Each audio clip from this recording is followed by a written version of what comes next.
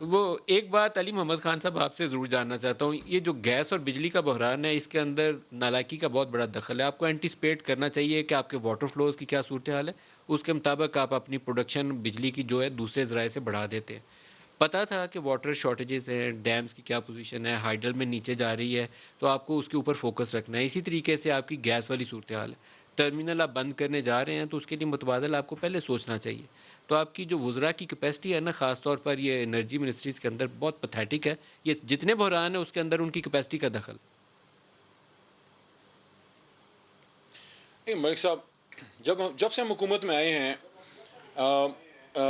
ایک ایک چیز کو اٹھا کے اس پہ امیدیں باندھی گئیں کہ یہ ہو گیا، یہ ہو گیا۔ امید یہ تھی کہ یہ ایشو جو ہے یہ اتنا بڑھ کے it will blow out of proportion اور یہ حکومت کو لے بیٹھے گا۔ اللہ تعالیٰ کے کرم سے ایک ایک بحران سے نکلتے گئے۔ اس کی ریزن کیا تھی؟ دیکھیں، اس کی ریزن یہ تھی کہ ملک کو اپنے پیروں پہ نہیں کھڑا ہونے دیا گیا، ایک آرٹیفیشل ببل میں رکھا گیا